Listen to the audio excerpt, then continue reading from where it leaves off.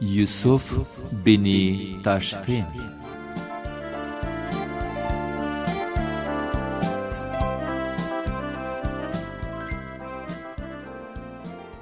لوستونکی فضل ربی احمدی.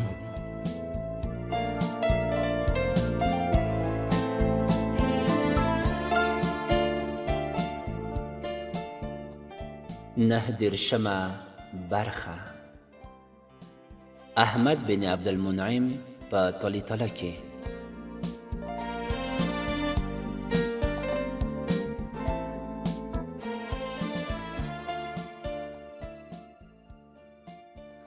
سعد بن عبدالمنعم په افریقا کې پریږدو او موږ د اندلس د تاریخ یوه بله پاڼه اړوو. د ابن عمار غرور د مسخرو تر بریده ورسید. چاپلوسانو دته د وزیر په ځای پاچا ویل. د به هغو شاعرانو ته چې د ده په شان کې به یې قصیدې لیکلې د درباري شاعرانو نه زیات انعامونه ورکول. کله چې دی د معتمد د نایب په توګه د مرسیې د چارو د سنبالولو لپاره روان شو نو د چاپلوسو دوستانو یو لښکر ورسره و. پر 200 کچرو د ده د عیش و نوش سامان بار و. د لارې په هر ښار کې دربار ولګاوه او خلکو ته یې انعامونه او بخششونه ورکړل. د به په دغه دربارونو کې د معتمد په څیر ګرانبیه چپنه اغوسته او پر غمیو ښکلې شوې خولۍ به یې پر سر کوله. په اشبیلیا کې داسې کسان وو چې له ده سره یې کینه درلوده. د معتمد په دربار کې یوه بل نومیالي شاعر ابن زیدون دی د خپلې مخې تر ټولو ستر خنډ ګڼه. هغه د ابن عمار له نشتوالي ګټه پورته کړه او هغه ټول امیران یې له ځانه سره ملګري کړل چې د ابن عمار له ډیر واک سره مخالف وو. دوی پر ابن عمار د معتمد غوندې احساساتي انسان د بدګمانه کولو لپاره ډیر په زحمت نشول. له مرسیې نه داسې خبرونه راتلل چې دا ترې له ورایه څرګنده وه چې ابن عمار د خپل بادار له امر نه سخت سر غړوي او په مرسیه کې ټولې پریکړې په خپله خوښه کوي. ابن طاهر د مرسیې پخوانی واکمن د ابن عمار سره بندي و. ابن عمار د دې لپاره چې هغه ځان ته تابع کړي یو ګرانبیه سوغات یې ورواستوه، خو ابن طاهر د هغه دغه سوغات ونه مانه او د ده استازي ته یې وویل زه د داسې چا اطاعت ته چمتو نه یم چې تر پرونه یې د ډوډۍ لپاره خلکو ته قصیدې لیکلې. ابن عمار غوندې پر ځان مین انسان ته دغه له سپکاوي ډک ځواب د زغم وړ نه و. ځکه خو یې دا ژمنه وکړه چې ابن طاهر به تر هغو په جیل کې ساتي چې تر څو دې ته چمتو نشي چې پر پښو یې ورپریوځي. د بلنسي حاکم ابن عبدالعزیز د ابن طاهر پخوانی دوست و. له معتمد سره هم د هغه ښې اړیکې وې، ځکه یې معتمد ته لیک واستوه او د ابن طاهر سپارښتنه یې وکړه. معتمد ابن عمار ته امر وکړ چې ابن طاهر خوشی کړي. ابن عمار د معتمد د دغه حکم پروا ونه کړه، خو ابن طاهر یوه ورځ له جیل نه وتښتېد او ابن عبدالعزیز ته یې ځان ورسوه. ابن عمار د غصې په حالت کې د ابن عبدالعزیز په باب هجویه شعر ولیکه. چې عبدالعزیز ته دغه نظم ورسید هغه معتمد ته شکایت وکړ. پر دې معتمد په غصه شو او هغه د ابن عمار په اړه یو شعر ولیکه او ور ویې د معتمد د نظم د ځینو اشعارو مفهوم دا دی: بني عمار یعنی د ابن عمار کورنۍ هغه ده چې تر پرونه فضیلت او سپکتیا د هر زردار په پښو کې پرېوتل. که به یې بادار 2 ګولې ډوډۍ ورکړه نو پرې اختر به و. هغه ذلیل د خدمتونو په انعام کې له ذلته راپورته کړای شو او پر لویو لویو منصبونو وګمارل شو. چې بیا ابن عمار د هغو په ځواب کې قلم راواخیست او هغه نظم یې ولیکه چې د ده د زوال او وژنې سبب شو. ابن عمار خپل هجویه شعر د ډېرې غصې او یا شرابو د نشې په حالت کې لیکلی و، خو بیا هم د له څو نږدې دوستانو پرته دغه نظم چاته نه و اورولی. خو د ده د هغو دوستانو په منځ کې یو یهودی د ابن عبدالعزیز جاسوس و. هغه دغه نظم عبدالعزیز او عبدالعزیز معتمد ته ورساوه. اوس نو د ابن عمار او معتمد ترمنځ داسې درز راغی چې هیچا هم نشوی سره وروستلی.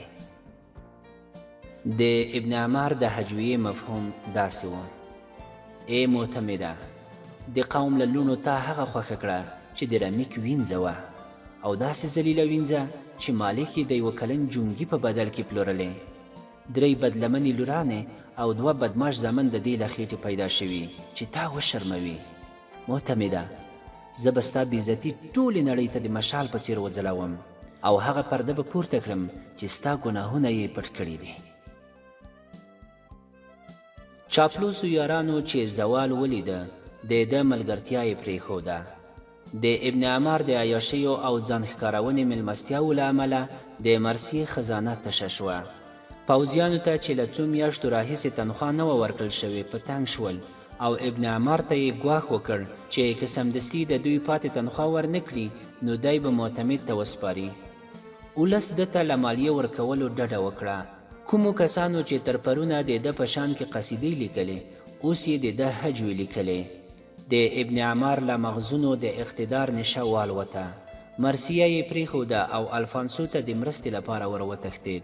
خو الفانسو له هغو کسانو څخه نه و چې لویدونکې ماڼۍ ته تکیه ورکړي. له هغه ځایه چې مایوس شو، ابن عمار یو پر بل پسې د اندلس مختلفو امیرانو ته ورغی.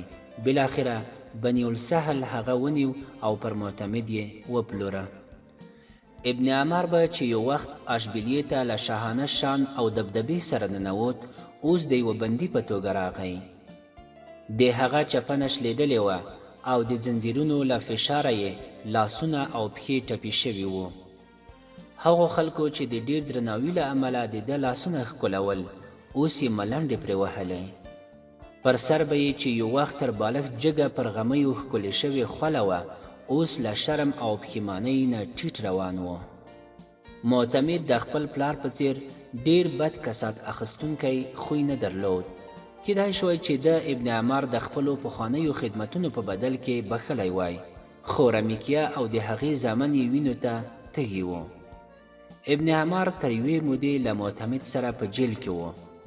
بالاخره یوه ورځ معتمد هغه په خپلو لاسونو وواژه.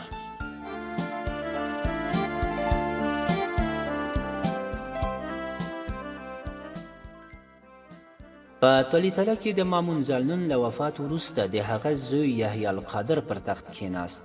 القادر یو لټ او بېهمته ځوان و او د دربار غلامانو هغه د نانځکې په څیر لوباوه. د هغه پلار له مرګه مخکې د قرطبې د نیولو په شوق د طلیطلې خزانه تشه کړې وه. اوس یې د زوی په وړاندې ستر جنجال د الفانسو د کلنۍ مالیې پوره کول و، ځکه خو یې پر رعیت نوره مالیه هم کېښوده.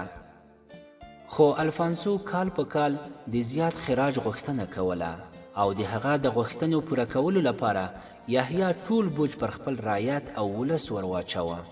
چې کله ولس د یوې مړۍ ډوډۍ اړ شو نو د رئیسانو ته پام واړوه. رئیسانو چې له پیسو ورکولو نه انکار وکړ نو یحیی هغوی ته ګواښ وکړ چې که پیسې را نه کړئ نو بچیان به مو الفانسو ته وسپارم. د طلیطلې د ولس د صبر کاسه لا د مخه ډکه شوې وه او پاڅون ته چمتو شوی و. د یحیی پوځ او پولیسو چې د بغاوت نښې ولیدې نو د مخورو په بندي کولو یې لاس پورې کړ. په څو اونیو کې د طلیطلې جیل ډک شو، خو د خلکو په جذبه او احساساتو کې څه بدلون را نغی. یحیی د نویو بندیانو د شمیر زیاتېدو له امله پخواني بندیان خپلې یوې سرحدي کلا ته واستول.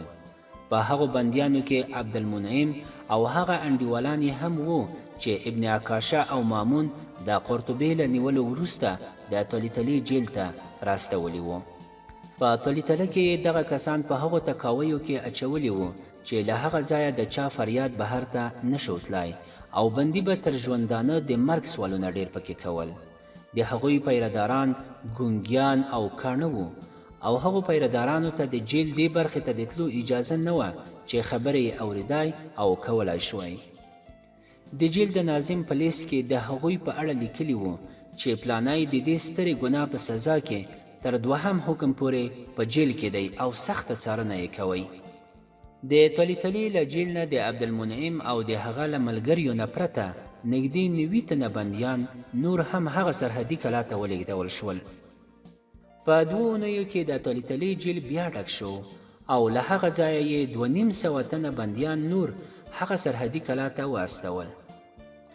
د هغو بندیانو له خولې عبدالمنعم ته معلومه شوه چې یحیی د ازادۍ غوښتونکو د ځپلو لپاره له الفانسو نه مرسته غوښتې ده او د هغه د پوځ څو ډلګۍ را رسېدلې او په ښار کې یې لوټمار او مرګونه پیل کړي دي.